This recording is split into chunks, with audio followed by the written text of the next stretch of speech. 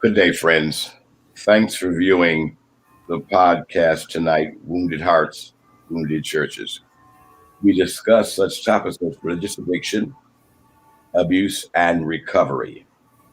This live platform offers counseling sessions, meaningful question and answer, and a counseling continuum.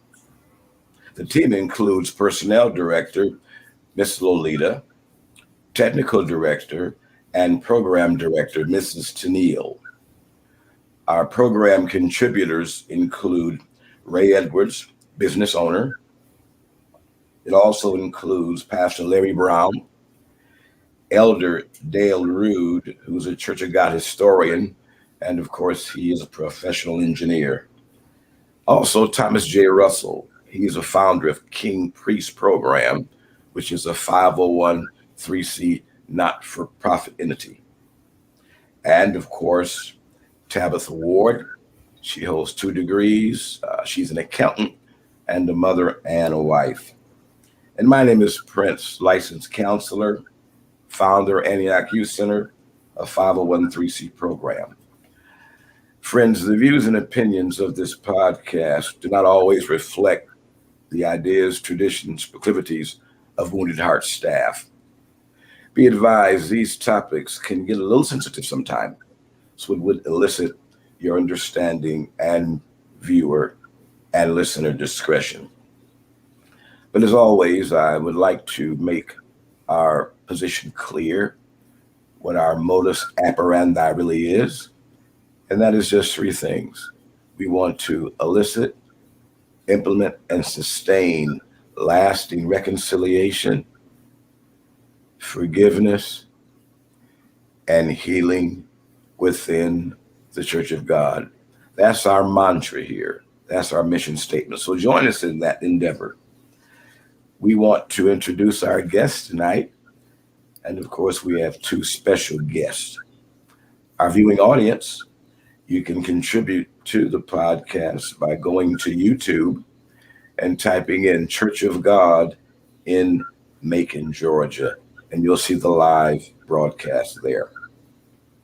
Also, we have our honored guest, Sister Howard, preaching Church of God, preacher for over about 30 years now, I think. She's a wife, mom, and grandmother, has a master's degree, and a leading educator in her area. So we're glad she's here. Sister Howard, if people want to contact you about the church, when you meet, special activities, how can they do that, please? They can contact me at the Church of God in Talladega at 214 Clouser Street, Church of God. Pastor Henry Howard, my husband, is the pastor, and you can go under his name and find us there. You can also find us at gmhjhh at AOL.com. So if people have questions, they can contact you about that, to where you are and all of those things. Certainly. Also, an addendum to our earlier information about the viewers chiming in, don't forget our PAC program. Our director put that together. And what it is, you can send in your questions. They'll be on the screen, but without your name and information. We want to make sure that your privacy is protected and anonymity. And of course, that number you see there is 877-594-2841. We want to thank our viewers for listening and viewing last week. We had just about 60, 58 to be exact. 2 weeks ago, 111. Before that, it was 243. So we're glad people are listening and viewing. But I enjoy our letters. I really do. We are getting them just about each week. And I'm going to read an excerpt from one of our recent communiques. I'm quoting. Can we consider extending the podcast to 1 hour? I truly have been blessed and have enjoyed the ministry. Thank you for that, friends. I've heard that about 3 times now. We're going to consider that. But I like the way you said, can we? Because it is a we thing. We're glad you're listening. glad you're praying and glad you're communicating with us. So, yes, you're a part of it. And yes, we will consider that. All right. To our director, you had some questions for Mr. Howard from last week, I think. That's correct. We had some unanimous questions come up, Sister Howard, that I'd like to present to you. And our first question would be, if the person having done the hurt is a pastor, does that give a reason enough to leave the church? No, that does not give a reason, because even a pastor can be chastised by Jesus Christ. What you want to do is be found praying, and you want to go to him. Now, if you go to him and you can't get it worked out, then go to somebody with authority in the church, or after that, then you can go to the ministerial body. There are many ministers that you can talk to, and you want to do it all in confidence. You don't want to make a big deal. But if a pastor has caused you great harm, don't leave the church. Don't leave the church. Think of something. Call someone you have confidence in. Talk with that person.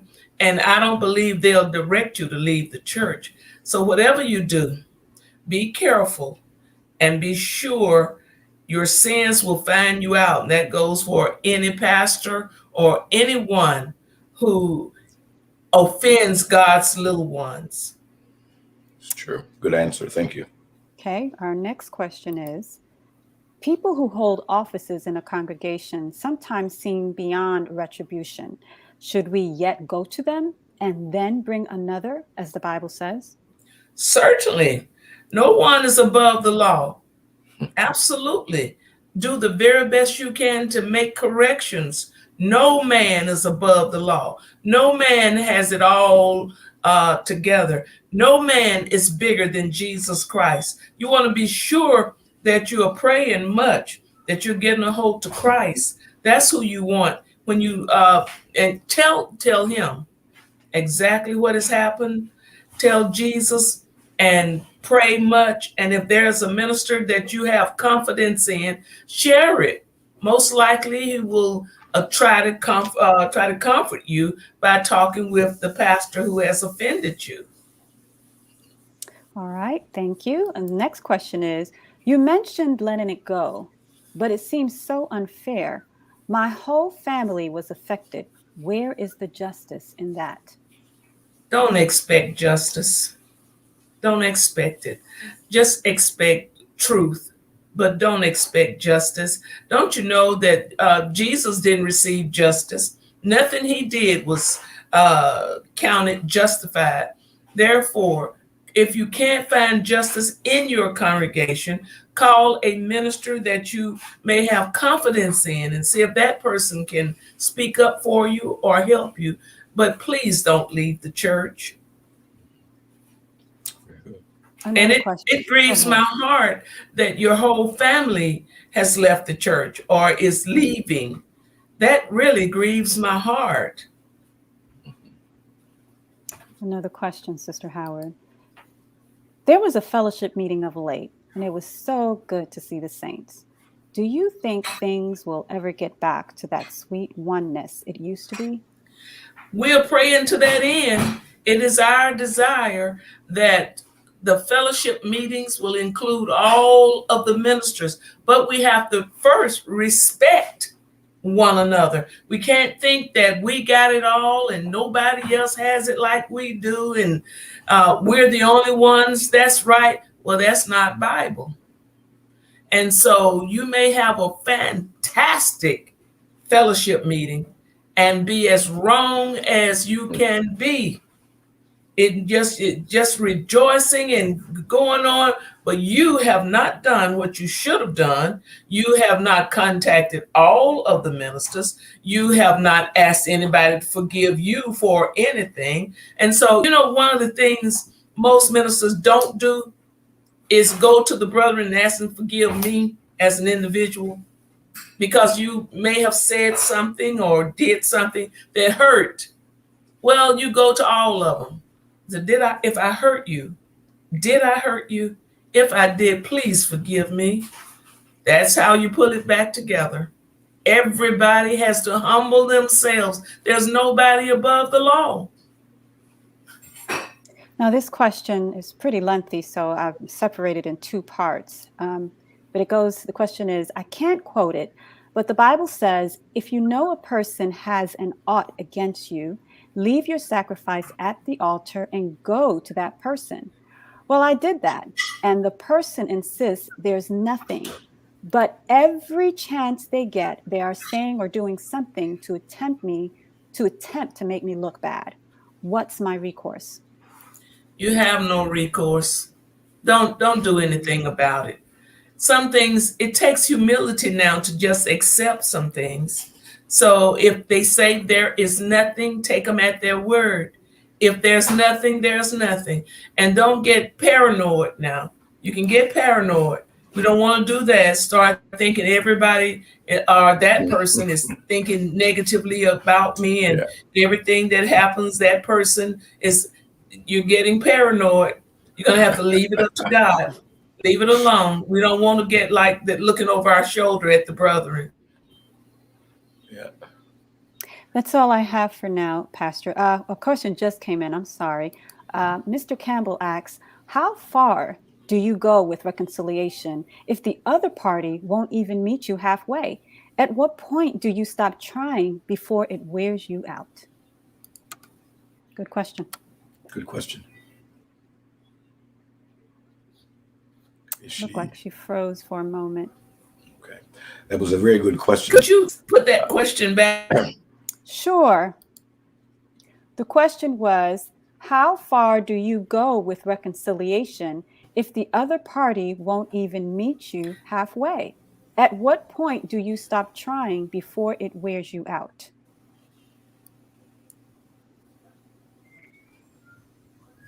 I don't know if she's still. It seems like I wasn't able to read the question, and I didn't hear you repeat it. Repeat it for me, please. Sure. Repeat it one more time. The question is, Yes. how far do you go with reconciliation if the other party won't even meet you halfway? At what point do you stop trying before it wears you out? When the Lord tells you to, because after a while, God will move upon you. Leave them alone now. I know that the brethren are concerned, and I know that they want to do what is right. And I know that we all want to have one large fellowship where all the brethren come together. But if you can't get them to do it, you have to leave them alone. It's too worrisome when people get so lifted up that you can't go to them. You can't, they won't meet you halfway. They won't meet you even a little bit of the way, even a part of the way. When they get to that point, you don't need to worry with them. Give it up, brother. Let it go. There's nothing you can do. Sister Howard, you mentioned earlier about humility. Does that play a key role in forgiveness? Certainly. Everybody thinks that they're doing what is right in their own eyes. But when you humble yourself to your brethren, then that gives them an opportunity to see that you will listen, that you will consider what they are saying, that you won't think yourself so saved, so above the law, so whatever it is, that you can walk away or turn your back if another brother is trying to contact or talk with you. You know, some brothers will call and try to talk with you. If you don't take their calls, who do you think you are? How dare you not take another brother's call? Take his call, work with him. But when you get too big, you can't. Sister Howard, can a person be at fault and not really know it? Yes, you can be at fault. You can have caused the trouble. Look, and you can walk away not knowing that you caused whatever it is. But if they try to talk with you concerning it, if somebody contacts you and let you know that you've hurt them, that's the only way you can find out most times. Then you turn and apologize and try to straighten it out. Don't think yourself so high and mighty that you don't have to consider what that person is feeling. So many times people are inconsiderate. They think, well, I did it, but I did it for a reason. No, no, no. Explain yourself. Explain yourself. And as I said previously, let it go. Let it go. You have to turn it loose and let it go. I'll use myself in this scenario. If God shows Prince Moon that I'm at fault, what must I do at that point? If Prince Moon is at fault, he needs to call the brethren or whoever the problem is with Prince Moon. Prince Moon needs to call that brother, call that sister, whoever, wherever the situation, whatever the situation warrants, call them. So, did I hurt you, brother? If I did, forgive me. If I hurt you, forgive me. I wasn't aware that I had caused you this distress. Forgive me. I want to have fellowship with you. It's that simple. But it takes humility, real humility. So real humility would make it not so hard to do. So again, I'm talking about myself. Now, if God shows me that I'm at fault and I don't do it, what is my spiritual condition at that point? When I decide I'm going to defer it or not do it or put it off, what is my condition at that point? Do you still think you're saved? At that point, because a saved person has to go by the rules, by the book. Especially when you are a pastor, you have to go by the rules. You can't just put it off and just go on and as if it never happened. You have to do so. You have to make corrections immediately. Okay. Immediate corrections. And that goes for the pastor, later, anyone else in Church of God, doesn't it? That's what look. This is the rule book. Mine is a little ragged. But this is the rule book. Look, the mandates come out of this book. It's mandated. Now, I'm not telling you, I've been saved since 1975. I'm not trying to tell you something new. This has been established from reading the word over and over and over and over. And we come to a point where we understand the word. And we know it goes for everyone, not just someone. It goes for all of us. And by the way, if I have offended anyone that I'm not aware of, please use my email address. Let me know. Now, I have been told that I offended. I'm sorry. I didn't mean to offend you. I'm sorry. That's the only way I can go in because I really don't mean to offend anyone. Friends, our time is just about up. So if you have questions, please send them in. Sister Howard, I professionally, although I'm retired now, I've spent about 800,000 hours counseling outside the church professionally. And, I've never seen a reconciliation take place when both sides are blaming one another. Is that true also in forgiveness? When both sides are blaming, can you get much done with that type of behavior? Somebody's got to take down. Somebody's got to take the blame. Somebody's going to say, okay, I'm sorry. It was my fault. Or if that person thinks it was your fault, it's, well, I'm sorry that you feel that way. And I will try to make corrections. What can I do to correct the problem? And so are pastors held to a higher standard than everyone else? Why, certainly. Why, certainly. They're the leaders. That's what we're looking to. So if my pastor is cutting up, being his wife, I would say, honey, don't do that. Don't say that. You need to say this or you need to. So if I was a parishioner, then I would want to go to the pastor. And I did go once some years ago. And I said, I need to talk with you, pastor. And so we had a session, my pastor and I. And I was saying, my soul is at stake. This needs to be corrected. That needs to be corrected. It's my soul that's at stake. The pastor fell asleep. Wow. His mind wasn't with me. He wasn't with me. I don't know where his mind was, but he sat there and he just, I guess I was talking too much. Wow. Wow. Sister Howard, if there's an issue between two people and you go to them and you admit they're wrong and you admit you're wrong, but they don't admit they're wrong, can you still get forgiveness in that scenario? So there's two of us, there's been wrong done. I say, look, man, I'm wrong, but they don't say anything. Can I still get forgiveness by at least telling my part, no matter what they say? Why, certainly. That's what Jesus would have you to do. Go to them. And if they don't accept it, that's on them.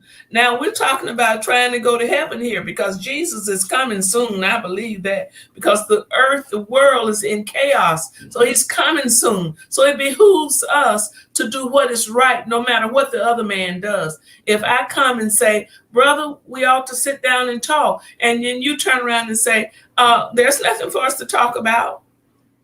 Well, then I tried. Very good. Mr. Director, anything on the question or comments from the? Not at the moment, sir. Thank you. All right. So Howard, have you heard any feedback on the podcast, what we can do better, or been hearing anything about the podcast in your circles of influence? The only feedback I heard was a compliment. And so that was all. I haven't really heard anything else. That's good. When this podcast is by Church of God for Church of God. Most of us have been affected by some division. I was affected as a child back in the 50s at the First Church of God there in Detroit, and it was a very devastating situation. But we can all do our part to find ways to implement, sustain meaningful forgiveness, reconciliation, and healing. A lot of people are hurting today. And we want to be a modality to reach out with your help to see these folks healed. Amen. And you can't have one without the other. Healing demands forgiveness. Forgiveness demands reconciliation. And so we want to be a modality to produce that much as we can. Sister Howard, thanks again. Your insight and perspective, like a cold drink of water. And we thank you for that.